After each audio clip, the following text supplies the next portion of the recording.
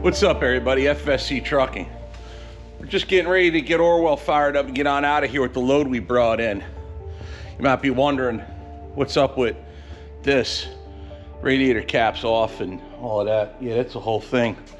Orwell is limping a little bit, we think. So let's get this video started. We're gonna get Orwell fired up. I wanna get the snow shoveled out in the front of the shop first real quick, get some salt on the ground. Today's Sunday. So Chris comes in tomorrow. It's gonna be a whole nother day. Let's get on it.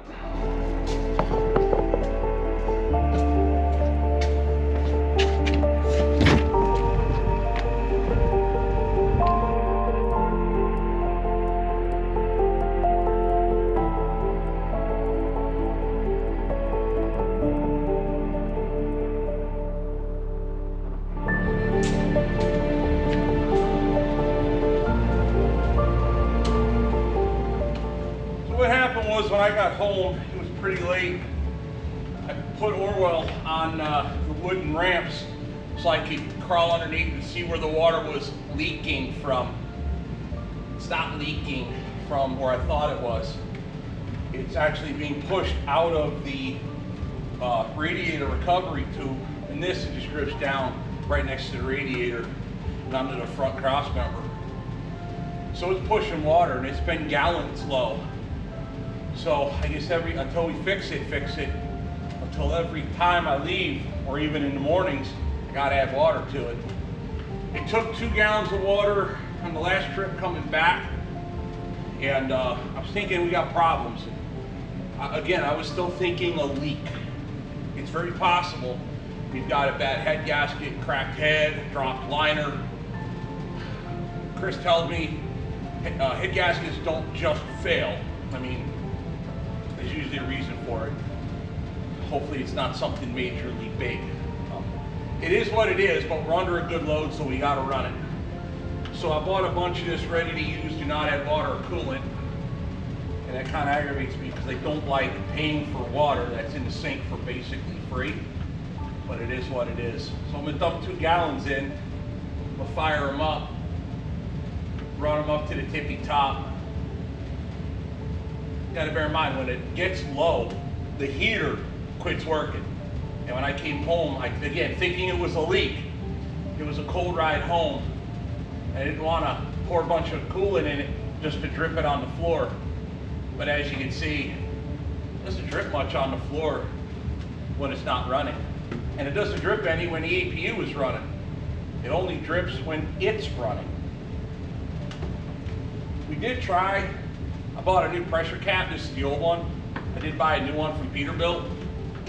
Everyone's telling me it's worth a try, but last time I filled it and left here with it, I left the cap loose so it wouldn't pressurize, and it pushed all the water right out, so that didn't work.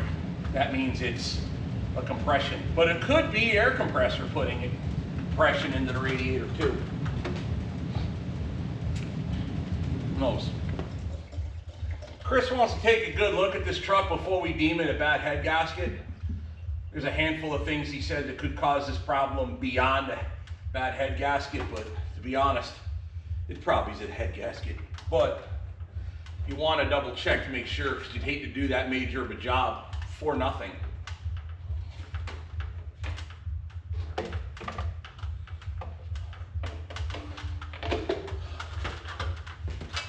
Go get number 3.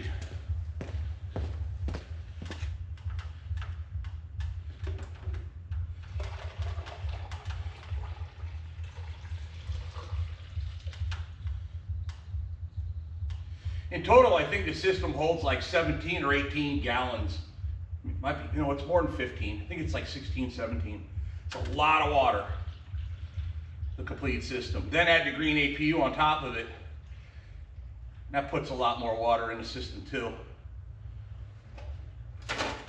That's 3 gallons. That was a cold ride home.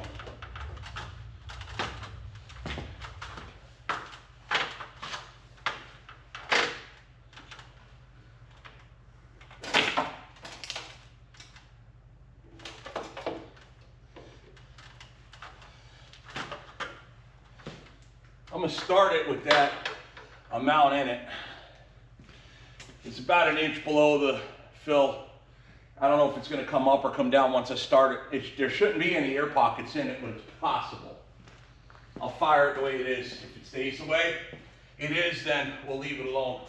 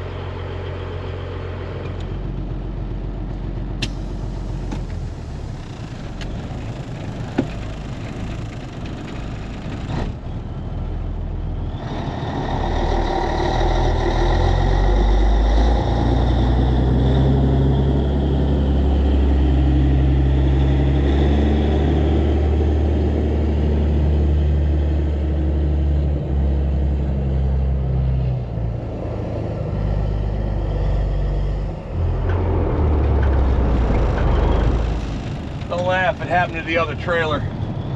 A step deck we pulled sitting outside it. One of the wheels were freezing and I didn't feel it sitting on this ice in the parking lot.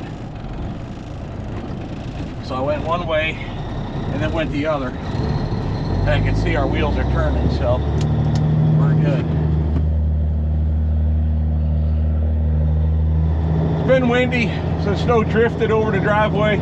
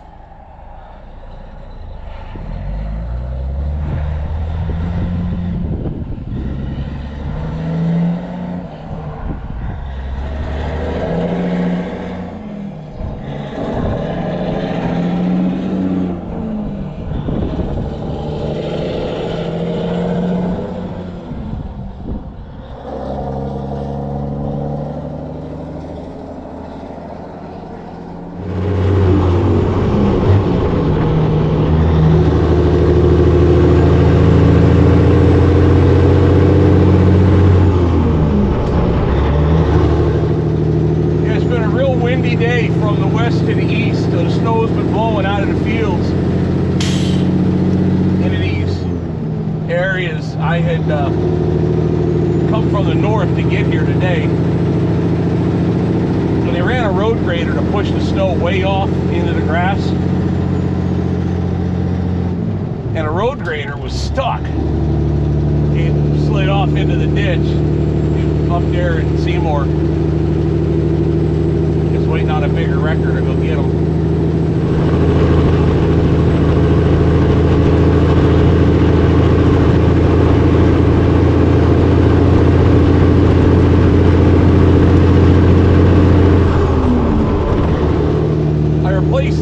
Affectionately known as C-Cam with a brand new GoPro. That's the one hanging off the side. Usually C-Cam is facing rearward externally. So typically I've got A-Cam, which is over my shoulder. That's a GoPro Hero 12. B-Cam is a Hero 11, I think. No, it's a 10. B-Cam is a Hero 10 facing forward. C-Cam is the new 12, just like the one over my shoulder, facing rearward. And D-Cam is the one that gets the exhaust, and today, a really crappy view. But the best audio everybody loves comes from D-Cam on the back of my headache rack.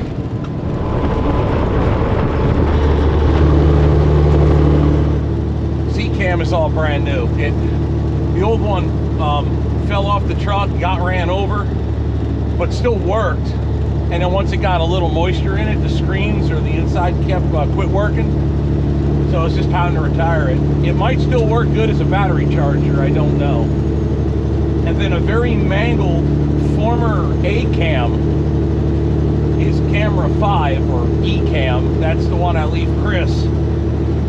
I left that magnetic to the door catch my departure. I left the battery, a weak battery in it, so it'll just die and not suck up a lot of data. And then I left 2 batteries and a charger for Chris to film while we're away. Last week, Chris took a couple days off. He was really in bad shape, so he took Thursday and Friday off. He actually showed up to work Thursday. Felt like absolute dog crap, and it texted me he was going home. I didn't even know he was there. I thought he had just came and went, or I thought he never even showed up. But he dragged his butt to work and was real miserable and left. So he's the kind of guy that'll work till the last second. He'll work till the work is done. He's a grinder, so really appreciate his efforts. I didn't want to bother him during the weekend, so hopefully he'll be in Monday. If not, then we'll just deal with it. But it's funny when a guy doesn't show up for work, if he's real valuable, you know how valuable he is because you miss him. I was hoping to film Thursday and Friday, but we were out loading. Or I should say Friday. I loaded Wednesday and Thursday. Friday I was home, I was editing. On hung out with Jen a bit, and then we did more editing on Saturday. Today's Sunday, obviously now. Trying to get to New York for tomorrow. 2 stops and 2 big crates in the middle. They go into basically the same area, right around Buffalo, Niagara Falls area. The rest go to Massachusetts. Oh no, them light towers go to New York too. I'm not sure if the light towers come off first or not. I'm not sure. We got to figure that out.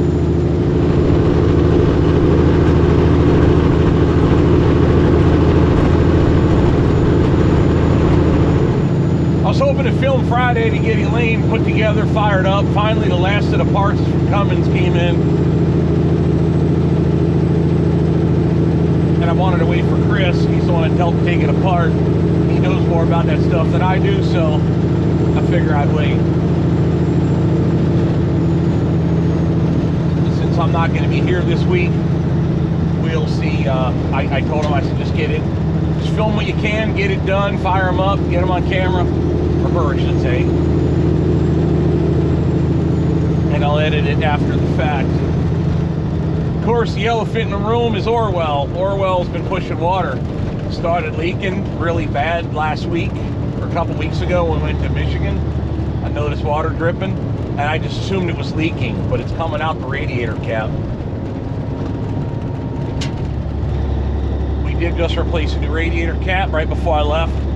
Was up to operating temperature-ish, a little over 150. Should be 180, but it was right around 150. It was sitting there idling. I don't know, was out there for a half hour, 45 minutes tops.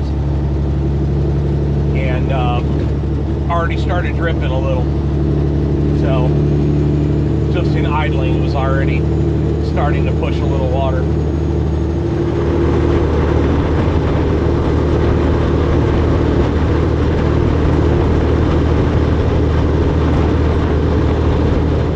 It's 25 degrees today, supposed to get down to like 6 below tonight. And it's going to drop like a rock, I assume, once the sun goes down, which basically is very shortly. But I stopped up at the Quick Trip in Seymour. I got myself a box of chicken. I got myself my Monsters. I got a case of water at Myers when we went shopping the other day. Me and Jen were out twice on Friday. We had to go shopping, and then we were going to go out to eat. And we decided it was probably going to be a madhouse because Valentine's Day. So we decided against it. And then I promised Jen I would make steaks yesterday on the barbecue like she likes. So we bought these big, huge ribeyes. So we went out to Myers, did some grocery shopping, got the steaks, the charcoal. And we did a live yesterday while we were filming, while we were grilling out, which was pretty cool.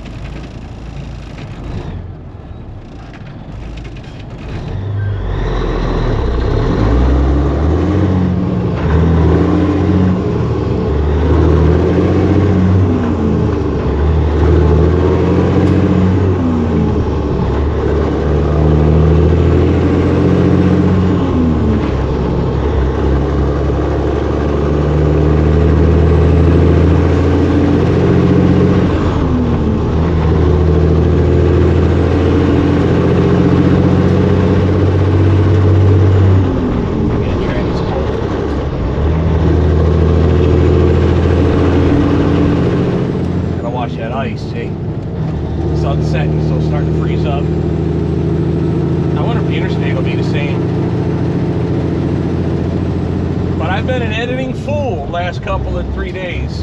So as of right now, I'm leaving Sunday. I've edited all the way up for Saturday. I got a video coming out in about 45 minutes from now for Sunday, and then I got Tuesday's video done, Thursday's video done, and Saturday's video done. Although if I'm pressed for time, I'll push Saturday's video off for Sunday. In some of them videos, I address some controversial topics in trucking. Saw the video, you'd know. If not, I'll tell you, or tell you to go back anyway to look at it. But when they shut us down for COVID, and it was all the fear and the scared, and they kill everybody's businesses for safety.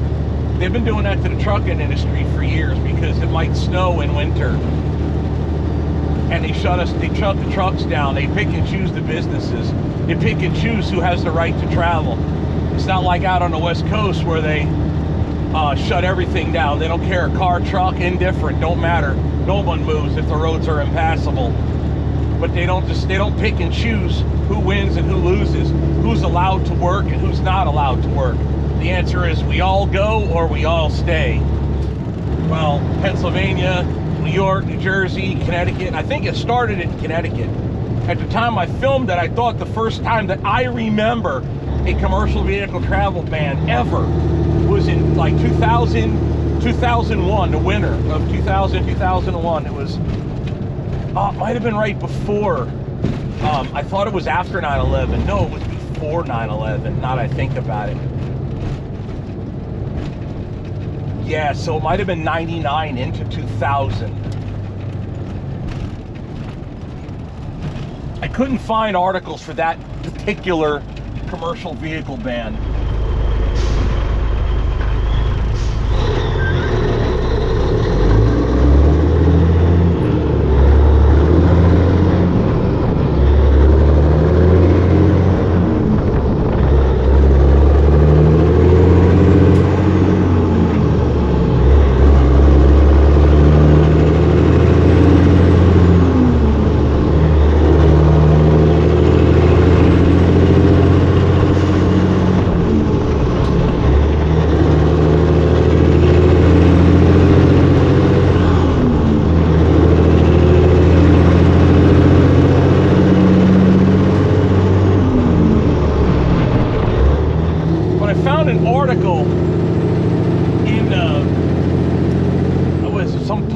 Or some crap like that in Connecticut. It was dated 2011. It had said that there was they banned trucks for like 5 hours because of some accidents on Interstate 95, but there was no warning to it, so no one knew it was coming. So troopers were like, what are we supposed to do? Like pull trucks over and give them tickets and send them where? There's no truck stops, there's not a lot of rest areas, there's no really way to do it, so it was canceled after about 5 hours. But apparently, and the troopers were like, how do you tell some people you can travel and other people you can't? That's funny coming out of a trooper. I'd have to look and find that article again for you guys. But they said that the first one ever was in 1996.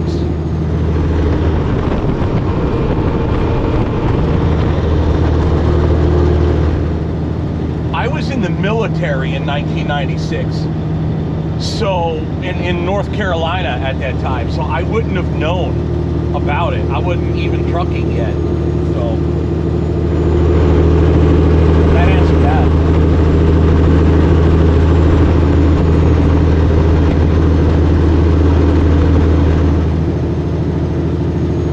As far as the new house goes, things are progressing normally as far as I understand. We're still set to close in a matter of a handful of weeks. I don't want to say the exact day and time, but we're getting excited. It'll be a while before we're out of the shop, but it'll solve a lot of storage problems having a new place. New place is right around 5 acres, which will be plenty for everything I would ever want to do, plus the shop, and have a nice piece of property to live on. And who knows, I might live out the rest of my days there.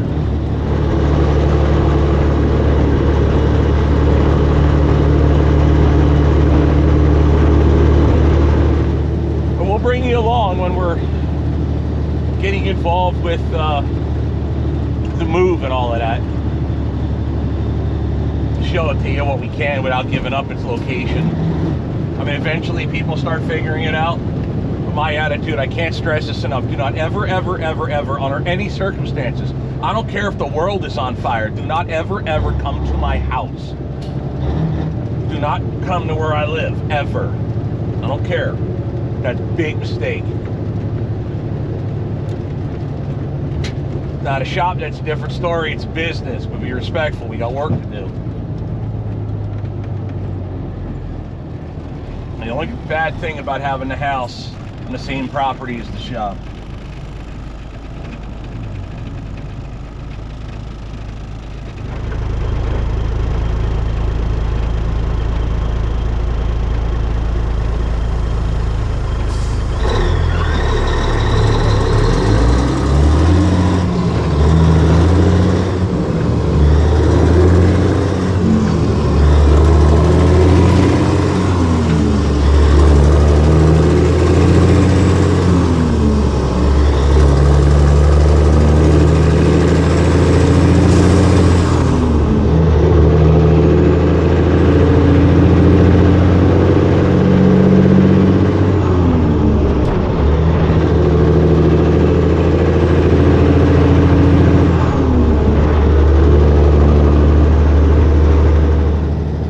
Look at equipment to help us with the new shop, in fact, or building of the new shop.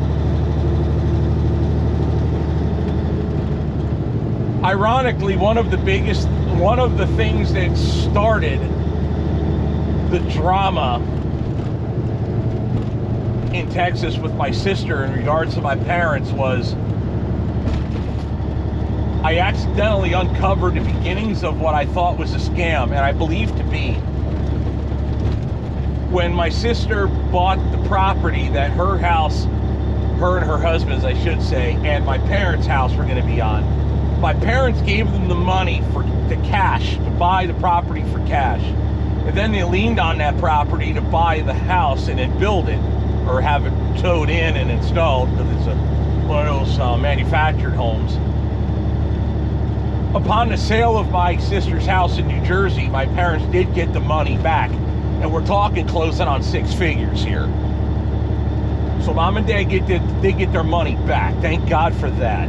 But later on, when it became time to land clearing, they were kind of blown away by the prices of what it was going to take to clear off this piece of land. And I thought they were going to clear off both my mom and dad's piece of section and their own. So I went around and around and looked for prices on bulldozers. And renting a bulldozer isn't that much. It's just the hauling, the extra insurance, on and on and on. But I'm like, you know what? I can cover a lot of that through, you know, the multitude of between the shop and the trucking. They're actually separate entities. So I'm like, listen, I think I can cover a lot of that extra bull crap and do the hauling myself. That would save thousands of dollars. And I would just eat the fuel. But it became obvious that my sister only wanted her land cleared and not my mom's. It seemed like that my parents weren't going to be allowed to build there. When I found a place that I was going to buy, and I was just buying a house on 10 acres in Texas, I didn't even care about the house. The house really wasn't all that great. But it was for the 10 acres. So my mother could build her house on my land. Guys, I'm in front of the property here. I know Dad was worried about the topography, so just real quick, there's the car I just parked there, waiting on the realtor. It's like 8:30 in the morning. So, and obviously that's the gate and the house, but I wanted to show you the hill. Once my sister found out that that's what was going to happen, then they allowed my mom and dad to build on the property. But they had some guy show up with a backhoe to do the land clearing, and did a really crappy job, and did just enough to just barely build the house in a driveway. And they got ran over the coals by that. My dad had someone else do his piece of land for even more money. At least my dad got a decent job done, but man, it cost him a fortune. It came out to about 3 or 4 times what that dozer was going to cost me to rent. And I tell you that story because I started wondering if it wouldn't have been cheaper for me to buy a bulldozer rather than rent one. Back to this piece of property. We went to go look at a bulldozer. And then I started looking on Marketplace in other areas, and I might have found a better one, meaning the same one, 4 options for a little bit less money. That might be what we do. Also considering buying a dump truck, because eventually we're going to have to haul a lot of dirt and gravel. Even looked into backhoe prices. I'm not talking really new, nice stuff. I'm talking really old and barely runs type stuff. Stuff that we can put some money in at the shop and run it like I always have. And just keep doing like we always do to show the world you can still run antique equipment and make your money with it. As we get passed by a newer New Holland skid steer and a dump trailer. But that's what people do. So we're trying to figure out how to improve the content and get this move accomplished.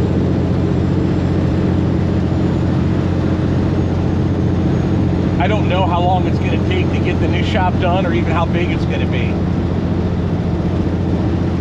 I'm really hoping if I push this channel real hard, get Elaine going, get some more, get some revenue in from Elaine,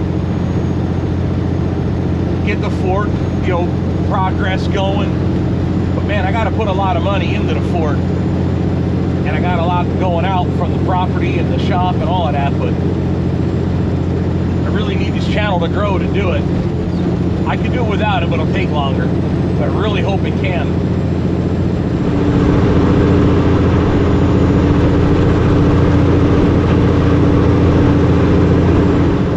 So just like every day, every other day we do this. We're going to get up in the morning and grind, work our knuckles down to the bone and work, and show the world that you can do a lot with hard work and dedication and following your gut instinct as to how to make it. Don't just follow the trend or take everyone else's advice. Listen to advice, but if advice seems way off, maybe you don't take it.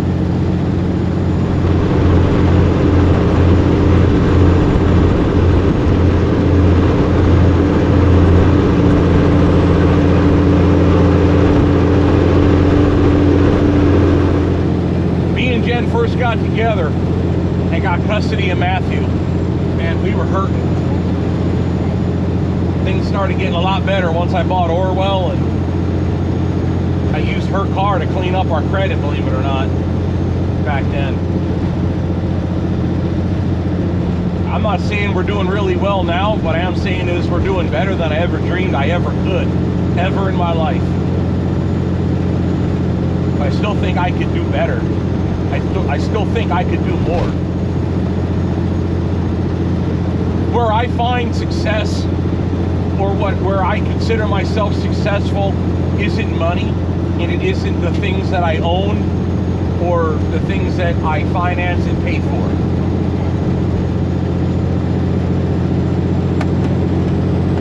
What I deem success is my sons. I'm still a little sore on what happened with the Suburban with Matthew and Lydia, but they were able to take what was left. One time is enough, Waze. You don't need to do it 17 times, I know. Where I find success is that they were able to take what was left of the Suburban after it got totaled, and to use that money and plop down a down payment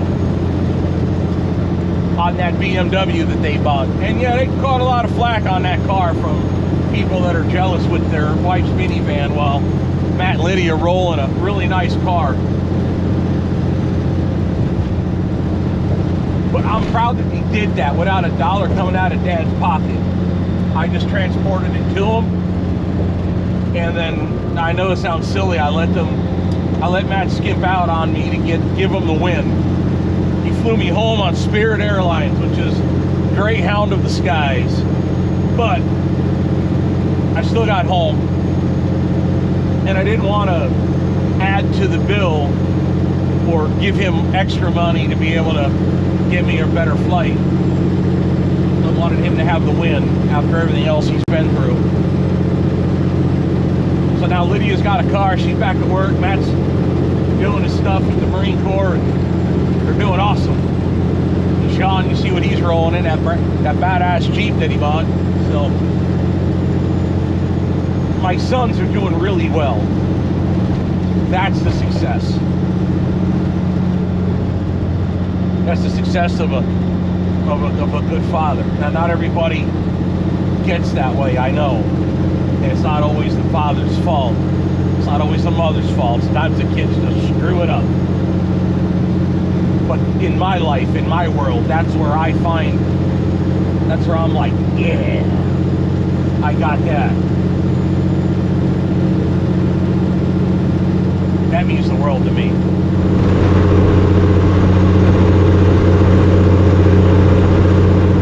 I have the channel, and a lot of you guys tell me that it motivates them. Heck, it's what got Chris to move up here and work here at the shop. Was he wanted to do this kind of work, you know, building semi-trucks, repairing cool trucks, doing fun work. Like, I mean, yeah, it's not necessarily the most fun thing doing, you know, wheel seals on a 359 Peterbilt, but not too many people get to work on those. You know, it's the same mundane stuff, same fleet work, you know. What we do here is so different. There's a challenge to it. One minute you're fabricating landing legs underneath a trailer, next minute you're installing brand new frame rails for a Ford CL9000 or hooking up the wiring so it'll function on a tent stand. And he told me he wanted something different. He didn't want the same humdrum mundane style job. So he rode all the way up here for the job interview, met me, liked what I was about, came to the truck show immediately after, sold his house and moved up here and bought the one he's in now.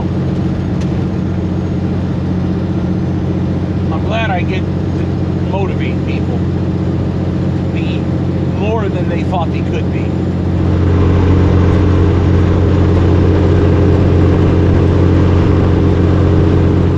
For the overwhelming majority of you, I think it's just entertainment.